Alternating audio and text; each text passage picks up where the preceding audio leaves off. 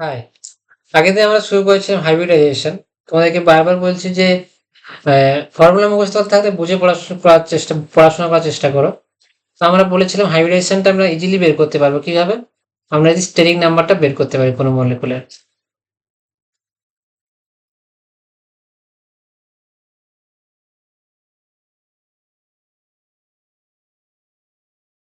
তো হাইব্রিডাইজেশন আমরা কিভাবে স্টেরিক নাম্বার থেকে বের করবো? না, আমরা জানি স্টেরিক নাম্বার হচ্ছে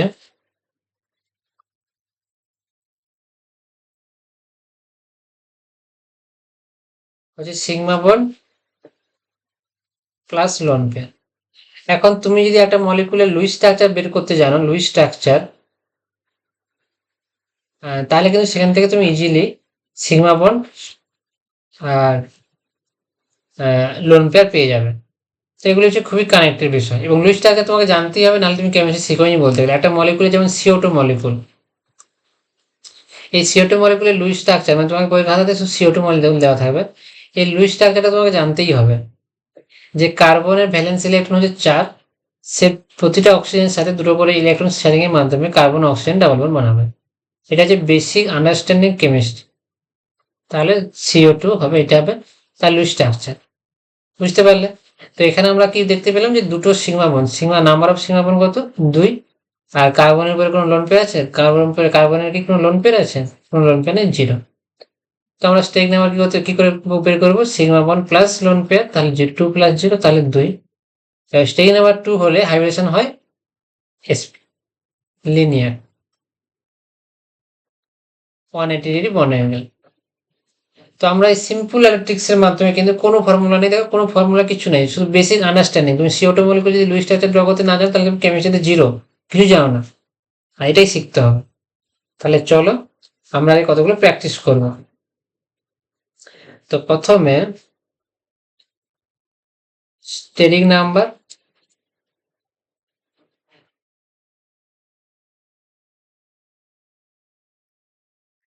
হাইব্রিডাইজেশন,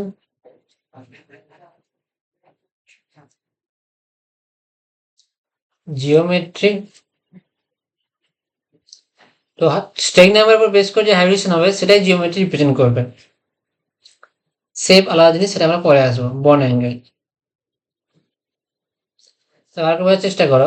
স্টেরিক নাম্বার যদি 1, 2, সরি 1 হয় না, 2, 3, 4, 5, 6, তোমাদের 6 পর্যন্তই আছে সিলেবাস। তো হাইব্রিডেশন হবে SP, বন্ড অ্যাঙ্গেল জিওমেট্রি হবে লিনিয়ার, বন্ড অ্যাঙ্গেল হবে 180 ডিগ্রি।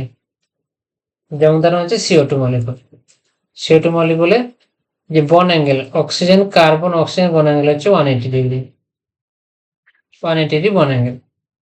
3 হচ্ছে sp2 হাইব্রিডেশন হবে, যেমন তোমাদের হচ্ছে ট্রাইগোনাল প্লেনার,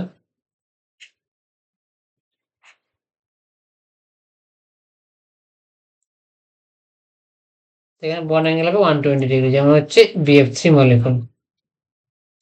BF3 মলিকুল হচ্ছে 180 degree, sorry 120 degree bond angle, এবং এটা হচ্ছে ট্রাইগোনাল প্লেনার। প্রত্যেকটা অ্যাঙ্গেল হচ্ছে 120 ডিগ্রি।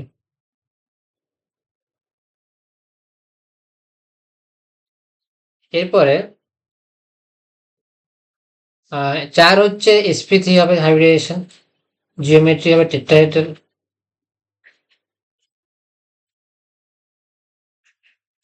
বন্ড অ্যাঙ্গেল হবে 109।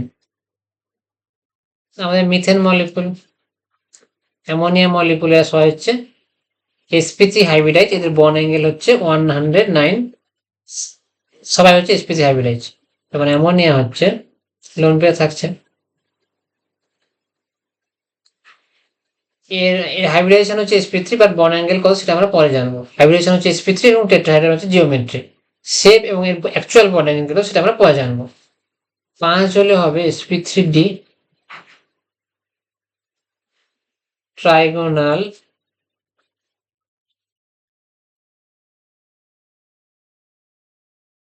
বাই পিরামিডাল, TBPB বলা হয় এদেরকে। সেখানে বন্ড অ্যাঙ্গেল 120 ডিগ্রি থাকে আর হচ্ছে 90 ডিগ্রি থাকে। যেমন এক্সাম্পল হচ্ছে PCl5। pCl5 কি হয় না, এই মলিকুলটা হচ্ছে এই 3টে বন্ড প্লেনে থাকে, খাতার প্লেনে। একটা বন্ড খাতার প্লেন থেকে উঠে এসে তোমার দিকে চলে আসবে, বাইরের দিকে আসবে, আর একটা পিছন দিকে, খাতা থেকে পিছনের দিকে যাবে। তো এটা একটা ট্রাইগন চেষ্টা করবে, ট্রাইগোনাল প্লেন তৈরি করবে, আর এটা বাইপিরামিডাল। তো ট্রাইগোনাল বাইপিরামিডাল বলা হচ্ছে pCl5। তো এখানে যে বন অ্যাঙ্গেলটা হচ্ছে এই বন অ্যাঙ্গেলটা হচ্ছে 90 ডিগ্রি, আর এই বন অ্যাঙ্গেলটা হচ্ছে ইকুইটোরিয়াল অ্যাক্সিয়াল ইকুইটোরিয়াল মধ্যে 90 ডিগ্রি, আর ইকুইটোরিয়াল ইকুইটোরিয়াল বন্ডের মধ্যে হচ্ছে 120 ডিগ্রি। আমরা পরে আসবো প্রত্যেকটা জিওমেট্রিতে আলোচনাতে, বৃহস্পতিতে আমরা প্রত্যেক জিওমেট্রি আলোচনা করবো। আর 6 হলে হবে sp3d2। আচ্ছা, এটা হবে অক্টাহেড্রাল। অক্টাহেড্রাল জিওমেট্রি বন অ্যাঙ্গেল হবে 90 ডিগ্রি। যেমন অক্টাহেড্রাল জিওমেট্রি হচ্ছে SF6। SF6 মলিকুল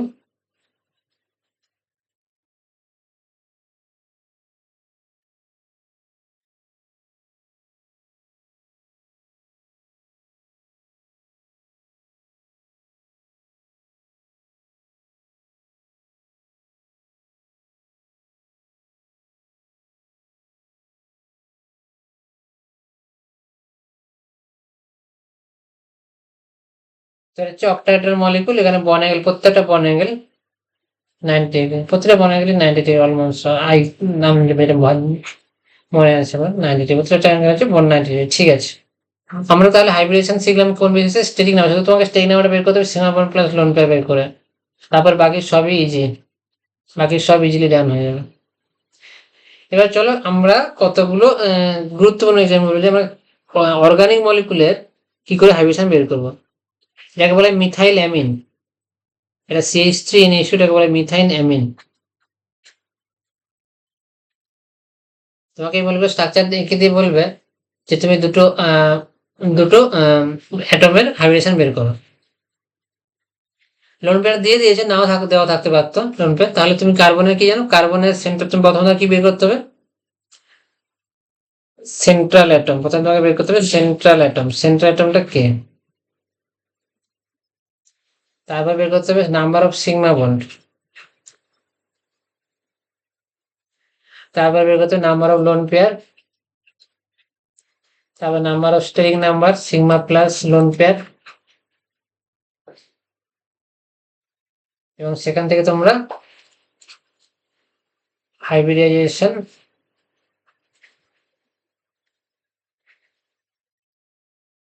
এবং কি বের করতে হবে, জিওমেট্রি। দেখো সেন্ট্রাল অ্যাটম হচ্ছে কার্বন, কার্বনের কতগুলো সিগমা বন্ড আছে, 1 2 3 4, 4টে সিগমা বন্ড আছে, লোন পেয়ার কিছু আছে 0। তাহলে 4 প্লাস 0 করলে 0 করলে 4 হবে, হাইব্রিডেশন হবে sp3, জিওমেট্রি হবে টেট্রাহেড্রাল। ঠিক আছে, নাইট্রোজেনের কত হচ্ছে, নাইট্রোজেনের তিনটে দুটো NH সিগমা বন্ড আছে, একটা NC সিগমা বন্ড আছে, তোরা 3টে সিগমা বন্ড প্লাস একটা লোন পেয়ার। নাইট্রোজেনের কথা বলছি আমরা। তাহলে তো সিগমা বন্ড হচ্ছে 3 আর লোন পেয়ার হচ্ছে 1, তাহলে 4 করলে sp3 হবে, একই হবে হাইব্রিডেশন, আর জিওমেট্রি টেট্রাহেড্রালই হবে। বুঝতে পারলে? এবারে চলো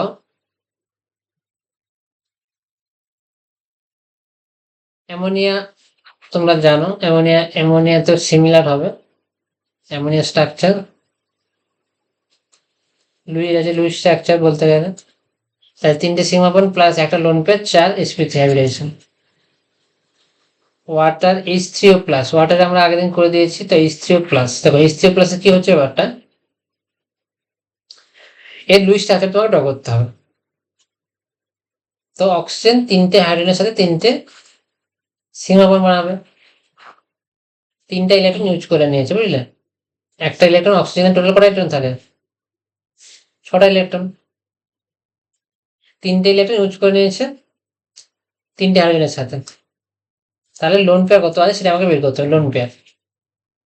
লোন পেয়ার হচ্ছে ভ্যালেন্স ইলেকট্রন 6 মাইনাস যতগুলো ইলেকট্রন সীমা বন্ধ তৈরি করার জন্য ব্যবহার করেছে, তত ইলেকট্রন 3, প্লাস আছে এখানে minus positive charge plus negative charge by 2। তাহলে কটা ইলেকট্রন, কটা লোন পেয়ার আছে, একটা লোন পেয়ার আছে, বুঝলে। লোন পেয়ার হচ্ছে 1, 6 - 4 করলে 2, 2/2 করলে 1। তাহলে এই যে প্লাস চার্জ হয়েছে না, প্লাস চার্জের কারণে একটা ইলেকট্রন এখান থেকে বেরিয়ে গেছে, তাহলে এইটা হচ্ছে lone pair.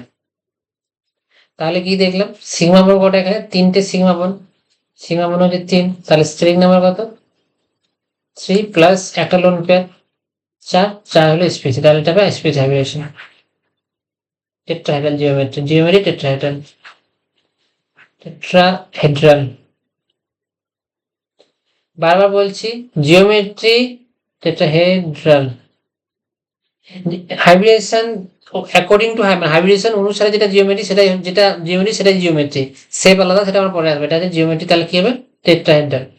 Shape pyramidal, shape pyramidal সেটা আমরা পরে আসবো। আমরা এখন শুধু হাইব্রিডেশন কি, বন্ড অ্যাঙ্গেল কত হওয়া উচিত হাইব্রিডেশন অনুসারে, আর শেপ জিওমেট্রি কি টেট্রাহেড্রাল হয়ে গেল।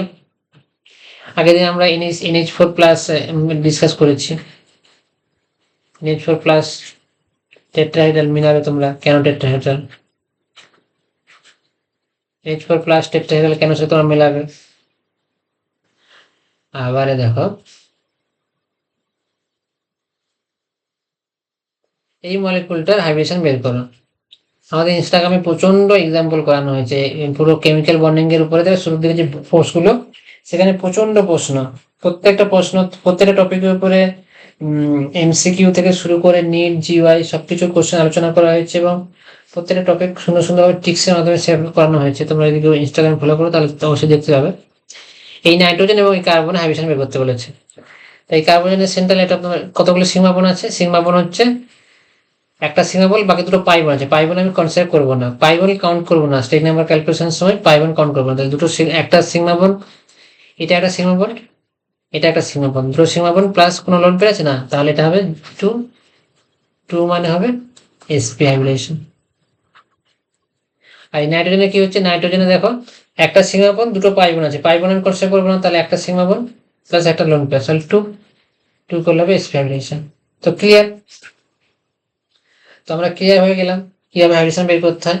একই ফর্মুলা লাগে তোমরা অর্গানিক মলিকুলার হাইব্রিডেশন বের করতে পারবে। যেমন ধরো অ্যালডিহাইড, অ্যালডিহাইডে এই কার্বনের হাইব্রিডেশন কত, এই কার্বনের হাইব্রিডেশন কত, এই কার্বনের হাইব্রিডেশন, তাহলে কটা সিগমা বন্ড আছে, একটা সিগমা বন্ড, একটা সিগমা বন্ড, একটা সিগমা বন্ড, তো 3টে সিগমা বন্ড আছে। কোনো কার্বনের লোন পেয়ার আছে না, কোনো লোন পেয়ার নেই, তাহলে 3, 3 হলে কত হবে sp2। তো বুঝতে পারলাম আমরা। তো এই যে একটা ফর্মুলা, একটা সুন্দর ট্রিক্স, স্টেটিক নাম্বার উপর বেস করে তুমি BSc MSc PhD যেখানেই যাও একই রুল ফলো করে সমস্ত IIT প্রফেসর তোমাকে এইভাবেই পড়াবে।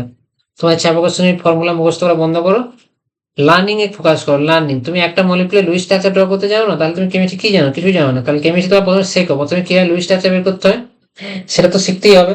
আর সেটা শিখে নিলে তুমি সিগমা বন্ড আর লোন পেয়ার তো বুঝে যাচ্ছ, তাহলে তুমি অটোমেটিক মাথার মধ্যে থাকবে যে 3টে সিগমা বন্ড আর কোনো লোন পেয়ার নেই, মানে এটা হচ্ছে sp2, দুটো সিগমা বন্ড কোনো লোন পেয়ার নেই, তাহলে এটা হচ্ছে sp। বুঝতে পারলে? ঠিক আছে, আমরা মোটামুটি শেষ করলাম হাইব্রিডাইজেশন, মলিকুলার হাইব্রিডেশন বের করা সহজ ট্রিক্স আমরা কোনোভাবে পড়ালাম। প্রথমে লুইস স্টার শিখেছি, তারপরে হাইব্রিডেশন শিখেছি।